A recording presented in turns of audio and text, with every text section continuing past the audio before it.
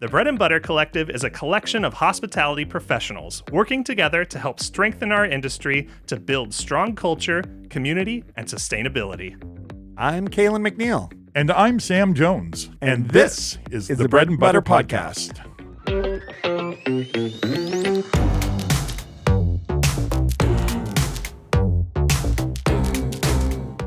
All right, welcome to the Bread and Butter Podcast. Hi, Sam. How are you? I'm doing pretty good, Calen. Nice to see you. Nice to be doing this again with you. It feels like it's been a little while. It's been a bit of a break. Our listeners and viewers will not feel the break, but I think we haven't podcast had magic, right? Podcast magic. You and I haven't been on a podcast in about a month, I guess. Right. I missed a couple, and you took over kindly for me while I was, I don't know, doing something else, something really important, maybe saving the world. Yeah, or I would expect that you save the world, which is good. We need people you saving the world. Well, I was trying to, because I figured if I'm not doing a podcast with Calen, I might as well be doing something really useful. Yes, exactly. I'll take up your useless time slot, and you can have your useful time slot yourself. Wow. I will take it. Thank you very much, sir. So let's dive into it. What's going on today, Calen? I don't know. It feels like we're going to talk about current events, aren't we? I think so. I think it's a matter of time. And what's current right now? I think there was current right now. What's going on? Some trucker protests, I guess, or anti-establishment protests, I guess, is probably a good way to put it. Yeah, was it an anti-protest, or was it just a protest for something positive? Maybe they were going for something positive. Who knows? I'm gonna take one side of this argument, and you can take the other, and we'll just love each other the whole way through it. This to me is the exact illustrates what should be happening and what isn't happening, which is rational discussion. Where people are having a meeting of the minds and not just repeating the narrative of the tribe they're a part of, and I think that's probably going to be a bit controversial for some people, but I definitely come from the school of thought that I'm determined to dialogue about it and listen. I think it's quite easy to make assumptions and all those things, which I think are dangerous. I think you come from a very interesting perspective, and you actually attended I don't know, what would you call it? What would you describe what you attended? You were there. I would call it as, well, people are calling it a lot of things. I went down there to be with my partner. I went down there to be with my Victorian comrades. I went down there to see what was going on. I went down there because I was interested and I was open to a possibility. And when I got there, it was probably one of the happiest, smiliest things that I've been to since the pandemic began, with the exception of the occasional Bread and Butter collective meeting. Of course, those are always smiley and happy, but this was different, man. I have not been feeling really good about the world lately. Not that I think the world's bad. I just haven't been feeling good in the world and about the world. And this, as small as it was, it really gave me something to look to. It gave me something to smile about. And it wasn't like we're not going to change the world with a meeting at Parliament. The trucker convoy is not going to save the country or cure COVID. That's not what it's there for. I went for my own reasons. I didn't go with any political agenda. I didn't want to change anything or do anything.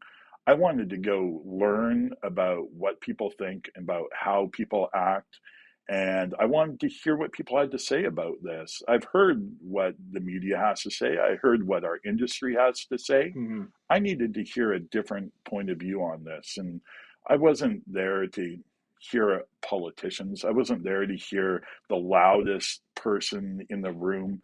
I was just there to listen and just to be open. And I'm super glad we're able to sit here and have a real open conversation about what this means, how it felt, and where our mandates in Canada and BC in particular, because that really impacts us, are going. Mm-hmm. Well, what was your And thanks for being impression? here and being open. What was your impression of the event? Obviously, I wasn't there, so I didn't get the benefit of seeing what exactly was happening. So describe it for me. Mm. There were a lot. I was there for about 4 hours at least, and I saw family, I saw friends I hadn't seen in a long time. I saw groups of people smiling and hugging each other. There were so many hugs going around. I thought I thought I time traveled back to the '60s. It was great. Um, and you know what? I saw two really disturbing flags. Two. And that was it the whole time. You know how many Canadian flags I saw? Like thousands. You know how many Trudeau signs I saw? Probably too many because it's maybe not the right message to send.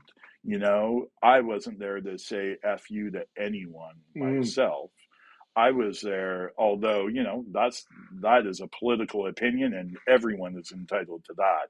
But that was about as kind of nasty as I saw. Just people, throwing the finger at Trudeau. And you know what? They've been doing that for years anyway. It didn't have to do with this particular issue. People have been throwing the finger at Trudeau's and all the Trudeaus for a long time now. And that's true. even though I may have voted for him, I, and I did. I did cast my vote for him once out Yeah, of the I, two times I I I could. cast my vote for him once as well, the 2015 election. Yeah, I mean, Right.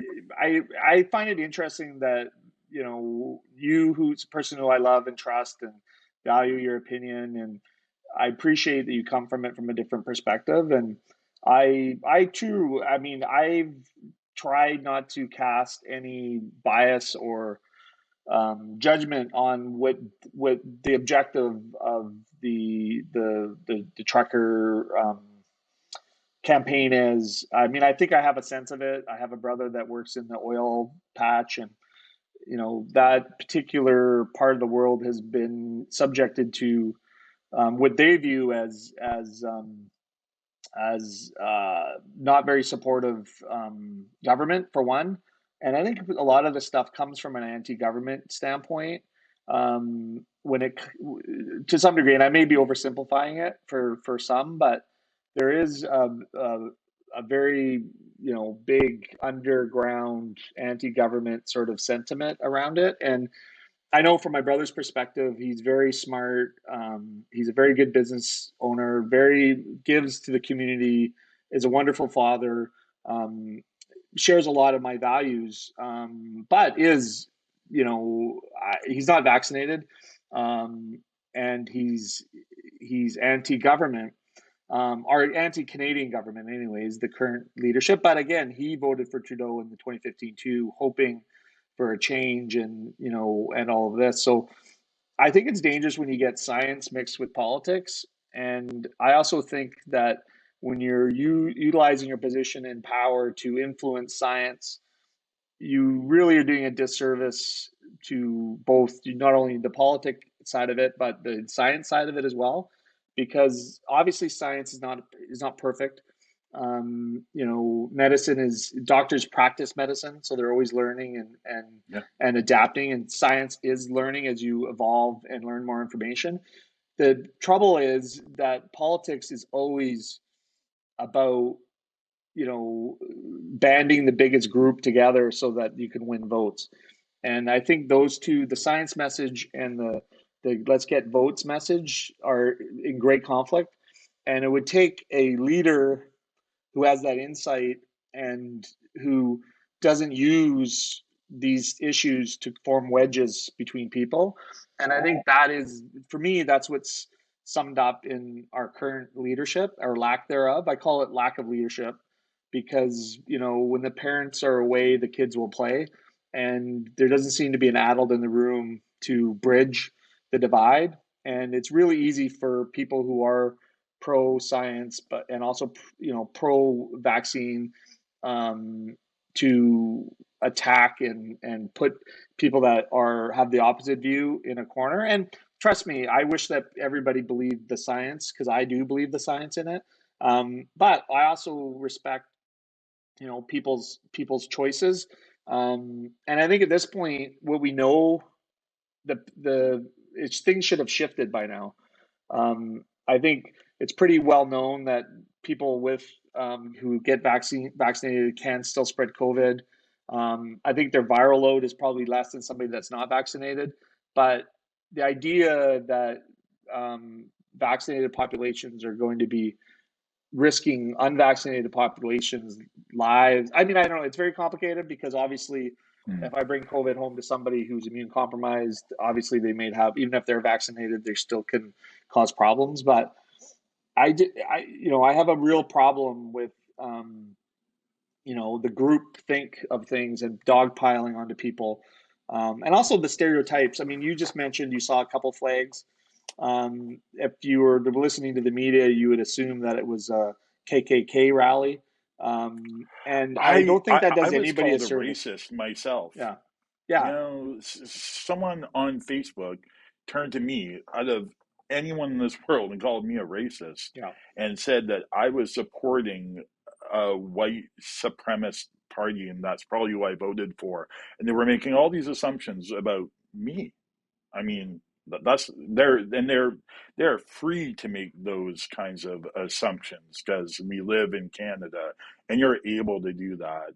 It was really heartbreaking for me to read that about myself from someone I Hmm. didn't know, posted it in a public forum where I felt unable to defend myself. I didn't feel the need to defend myself. Well, no, I did. I felt the need to defend myself at first, and I quickly reversed that and thought, you know what? That's just this one person's opinion, and yeah, it hurts my feelings because Hmm. really, that's not who I am at all. In fact, it made me cry when I saw that because it was so hurtful, and that's not what I was there for. It's not what anyone I saw was there for.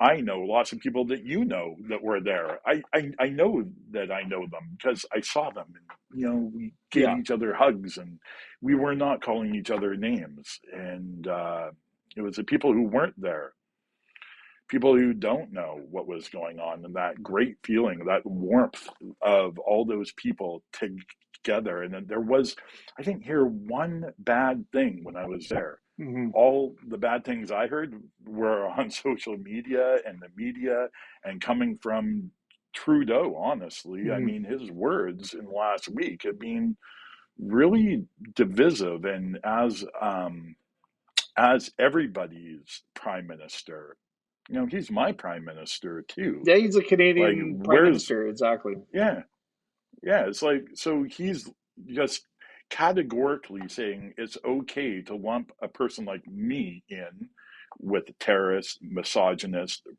um, as a white supremacist. It's awful.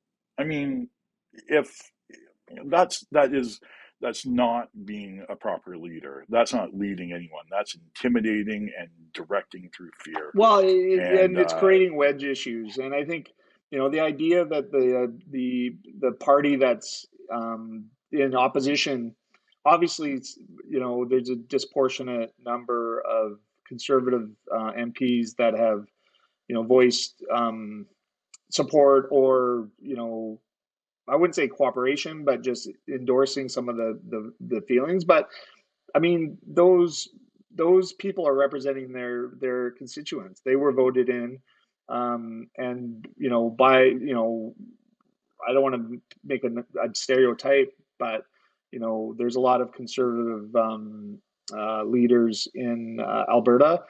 There's a lot of anti-government sure, sentiment in Alberta, and I think some of it is justified. But I think when you're like you mentioned, when you're a leader of a country, you have to represent all people. And there's a great example of lack of leadership and avoid of leadership, and also creating wedge issues in the U.S. And I said a long time Sure. ago that this was coming to Canada. It's we definitely follow the U.S.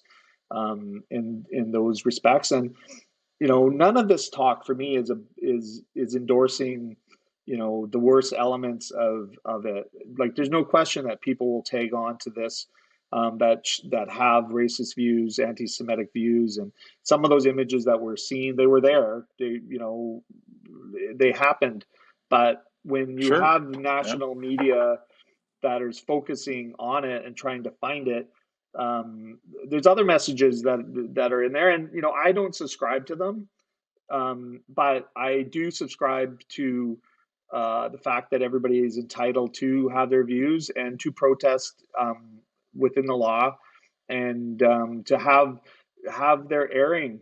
I mean, there's obviously a sizable group of population, regardless of, you could argue on the numbers, but it's significant enough that if I was leader of a country, I would have a conversation with them.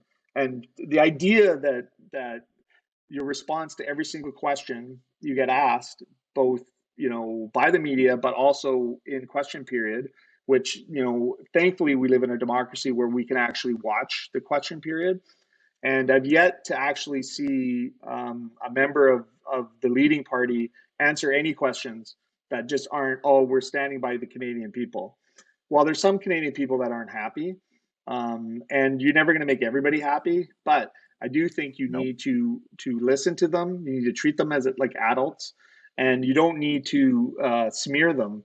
Obviously, the ones that are racist and do have all these values that I think anybody would see as wrong.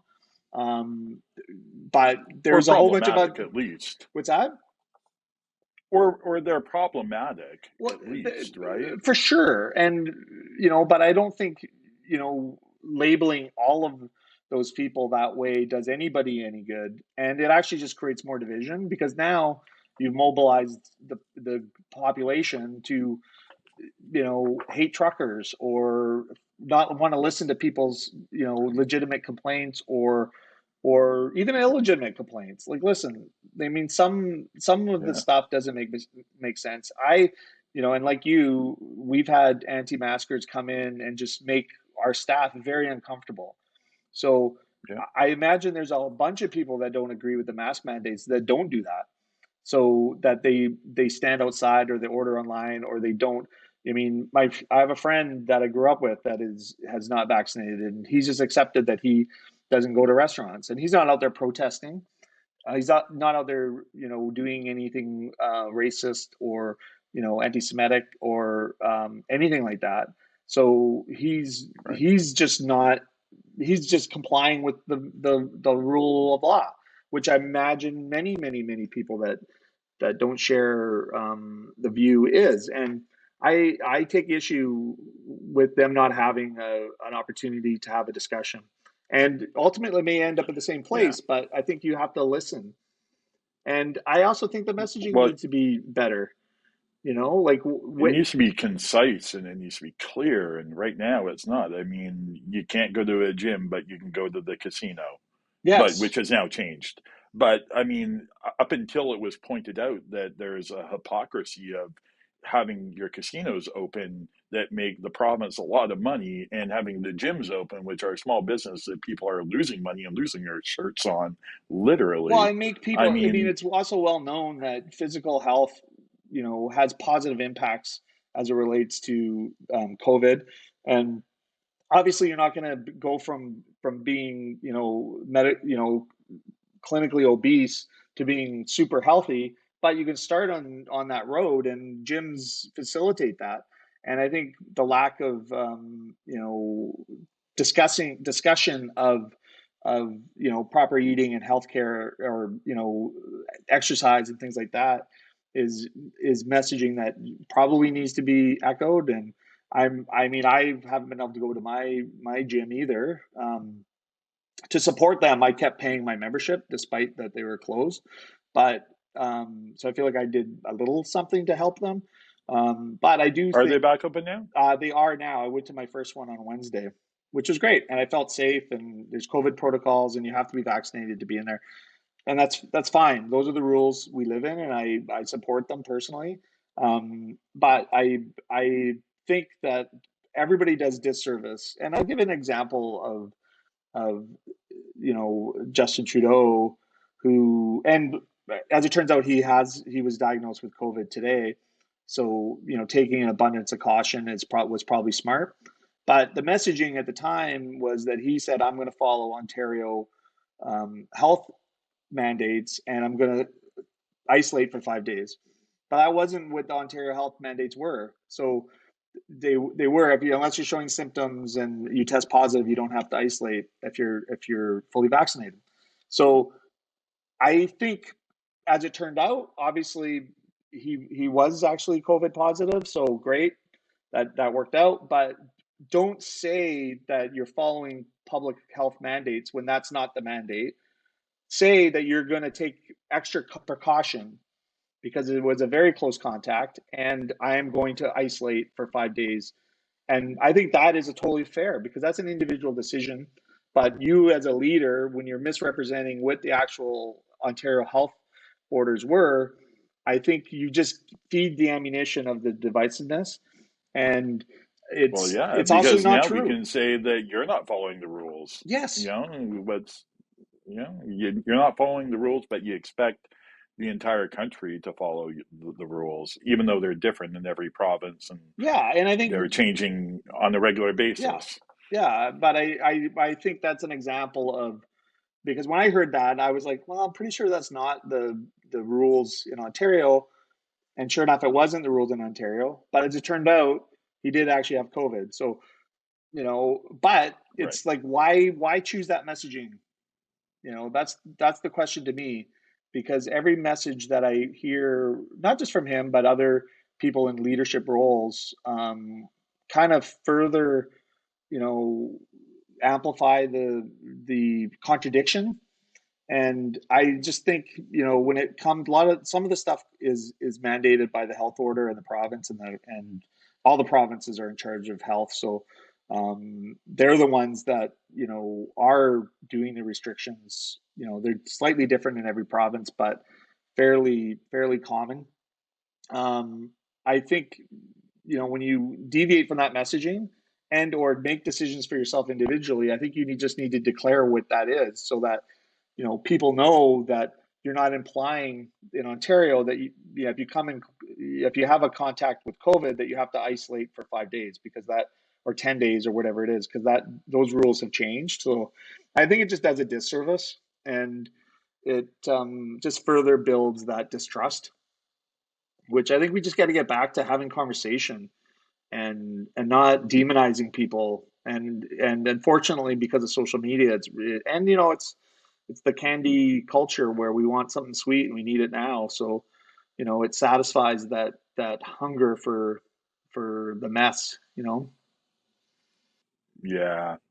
And I also understand that this has been going on for a while now, and there's a lot of really tired people, and I'm definitely one of those tired people. Hmm. I'm a tired business owner. I'm a tired father. I'm a tired husband. I'm a tired human in this world right now. And anything that gives me hope to see an end to this, it's going to make me smile. And to poo-poo that by calling it racist or misogynistic or whatever is being called the white supremacist is such a downer, man. I mean, it's hope for so many people. Like, doesn't everyone in Canada want things to get better, regardless of the science that you believe in or whatever? We all want things to get better. So here's this hope, and a group of people who are feeling that hope together. They're just feeling the hope. I mean, I wasn't there trying to change anything. I know there's a mandate to change policy, but that may be pie in the sky. The real thing that's going on here is the togetherness. I mean, look at all the people who got together Hmm. across the country. And, out of all the pictures, all the videos, I mean, there were so many just smiley, happy people. It didn't feel like there was a real negativity until you got people saying, "Oh, well, wait a minute. What about this Ku Klux Klan or whatever?" It's like the words people were using were just so divisive, and I don't know, they didn't make me feel very good, that's for sure. And I was just out there enjoying a good, positive piece of this planet right now. And there's not lots of them. So when you find something positive like that, and to have it just poo-pooed on, it, Well, it it's definitely felt felt awful. and I don't want to discount the fact that there was very, public displays of some pretty horrible stuff, but I do know that, common sense would tell me that it's amplified. And, hearing from you who was actually there, I would rather hear from you who was there, especially because I know your views and you're supportive of the things that we've all gone through, and we are complying with health orders, and you and I are vaccinated. Um, Yep. so Yeah, I actually, that's a good point. I just want to stop there for a sec, just before people think that I'm an anti-vaxxer. I am vaccinated. I made that choice. I've followed all the health orders. My business has followed all the health orders just because I I exercise my right to demonstrate and to be with other people. Does not mean that I am an anti-vaxxer or I don't believe in science. I fully believe in science. I well, believe in it and in this a is great way. well, and this is part of the messaging that gets lost. And I just think it's unfortunate because if you're trying to bridge divides, like doing what they're doing is not bridging the divides. And unfortunately, as a result of what happened this past weekend, we're more divided as a country. We're void of leadership to try to bring us together. And there's ways that you can bring people together, and part of it is just being honest and just having some integrity in what you're doing, not always standing on this hill that was acting like you're invincible, and there is no better way. And obviously there's nobody can tell us which better way to go because we've gone the way we've gone.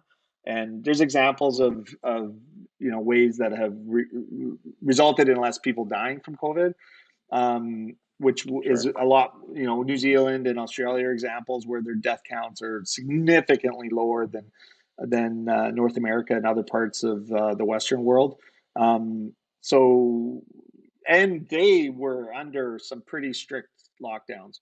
So the idea, it's a kind of a counterpoint to this idea that it's necessary to march on the Capitol to, and the rhetoric of us being imprisoned, and we need our freedom, and I'm sorry, but nobody's got an obligation or right to go to a restaurant. You can go to a restaurant by choice. Obviously, we as restaurants have had to obey public health orders. You can't open without them. So, I would think the public would be really upset with me if I decided not to cook the beef to the right temperature and began poisoning people and didn't care. So I do think that, we got to put it in perspective of what's actually going on. And also the same perspective goes the other way, which is, if, some unsavory characters have latched on to this because it fits their narrative of anti-government, and you know immigrants are the problem, and all these things. I do some work in the homeless sector, and we just started a Conasega hut initiative where we're building these huts to house Mm, temporarily through winter people that are living on the streets. In Victoria, we've had many days minus zero, and I've received emails, one in particular from somebody who made it about the government made it about immigration, and also about the church, like because we're trying to use church parking lots, and have churches assist in this, and turn it into, as if we're anti churches or Christian beliefs, or now we're turning to churches when we should have supported them, last year when they were being burnt down. I don't think anybody, see, this conflates all the issues. Like, I don't Oh, think anybody's saying churches should be burnt down. Can people understand the frustration? Sure. Just like I can understand the frustration, and if I didn't believe in vaccinations and I felt passionately about it, and I thought it was going to hurt me, and now I can't do things because I'm not vaccinated. I have sympathy for people that have that mindset. I also have, some anger with people that have been fed misinformation. So if you come to that conclusion based on your study of the facts, great. If you come to that conclusion because you've been spoon-fed misinformation, I have a problem with that. I have a problem with the people that are giving that misinformation, and I have a problem with the people that are receiving it and not looking, to challenge their ideas. I think we should always be challenging our ideas and our thoughts, because if we're not growing, we're not evolving as a species, we're not evolving as a country. Then when you throw in politics into it, like, come on. Like, religion, yeah. politics, and science should not ever be mixed together. And now we're just mixing it in a one big pot. And guess what happens? Is you got people that are normally friends, smart, intelligent people, caring people, being called racists and being called horrible names. And there's some people that have no, whether it be their upbringing or lack of access to socioeconomic factors, that really there's a systemic issue with some of it. But to pile them all in and just call them all these names, it just bothers me. I don't think it's right. Um, I don't know. I think at the beginning of it, like trying to influence people to get vaccinated, I think was essential. I think at this point, everybody's in their camp, and all we're doing now is creating a society that we can't live in post-pandemic, because you've created these Right. divisions that just can't be healed. And that to me is a shame. And I would like to see the leader of our country stand up and try to bring, close the gap in the divide, and quit Well, trying to have a chase votes. debate. Have a debate or discussion, but forget about the debate, because Yeah. the debate, Well, there's no talk about debate. things. Like, the fact of the matter is there's no debate. There's no debate from their side, the side that is not wanting to get vaccinated. There's somebody in the States who's waiting on a kidney transplant that can't get it because he needs to get vaccinated in order to get it. He's refused, and he says, "I'm never changing my mind." He will die because there's a kidney waiting for him that he can't get because he refuses to get vaccinated. You're not changing Well, people's okay, minds. so is that because he's refusing to get vaccinated, or is it they won't give him a new kidney because they said he won't get vaccinated? I Both. mean, well, what's Well, what's what's the difference? I mean, it's the same thing. why won't they give him the kidney just Because because they he won't won't give him get the a kidney, because vaccine? his likelihood of surviving the surgery and using that kidney, like, in order to get a transplant of any kind, you have to take every Hmm. precaution for your immune system, for your health and welfare, because obviously transplants are precious. So the outcomes aren't aren't the outcomes never certain when you get a transplant. But if when your immune system is that weakened and you do get COVID, there's a very, very, very high chance that you will have a negative outcome, which will then, mean the kidney can't be used, and you would have wasted the kidney. So one of the conditions they have is that you have to take all your vaccines, which include all of whatever. If you were unvaccinated, you'd have to get vaccinated for all of them, polio, measles, all that stuff. So it's not, COVID is a unique situation, but the idea. So there's nothing you're gonna could do to convince this guy. Like, he is prepared to die Right. for his beliefs. So we're going to be living with people that aren't vaccinated after this. So let's start figuring out what that looks like, and figuring out how we can bring the temperature down so that we can actually have conversations. So, families aren't divided. And I mean, we've lost Right. friends, through this Yeah. period. Um, And I hope that at some point down the road that those relationships can be mended. But they're not going to be mended if we don't have, an honest discussion with ourselves on how we treat people, and people in particular who disagree with us. More in particular, the truth around what is really a threat and what isn't a threat. So I think that's where science can help. But also, how are we going to get the information from science? It's got to come from the media. It's got to come from our political leaders, because they're the ones disseminating the health and mandates. So, you know, at what point, at the end of it, when the pandemic is over, COVID will be with us forever, I'm sure. But Mhm. how do we create those conversations where we can have where we're talking about the football game and not racist slogans and crap. you know I keep on thinking of the 80-20 rule. what's the 80-20? The 80-20 principle is that probably 80% of of what you believe in is probably right. There a 20% chance that you're wrong? Probably, but you're probably 80% right. And if it's it's also it also reflects on your energy that you put into something. You get this 80-20 split where it's not 100% right or 100% wrong. There's always room to maneuver, room to have other people's opinions mean something, or at least to be able to hear them out. If you're 100% behind anything, you're not leaving any room for discussion. No, well, a changing set of circumstances. I mean, obviously, what we know now about COVID is a lot different than what we knew at the beginning. We could think of throughout this whole pandemic, it's only been in the last couple months that I've had people close to me that have gotten COVID. So the relative, and the numbers of people that unfortunately are passing away from COVID is continuing to grow. I think there's some positive signs around the Omicron variant, but you know there is a sense of understanding more than what we understood at the time. The danger when it comes to that is if the messaging stays the same. So when you're told forever that you get vaccinated and we'll be able to have some normalcy and whatnot, that doesn't seem to be a relevant or the message that's carried forward now, because there is still lockdowns and and obviously I understand protecting the healthcare system, and we still need to make sure that we're not going to irreparably damage it.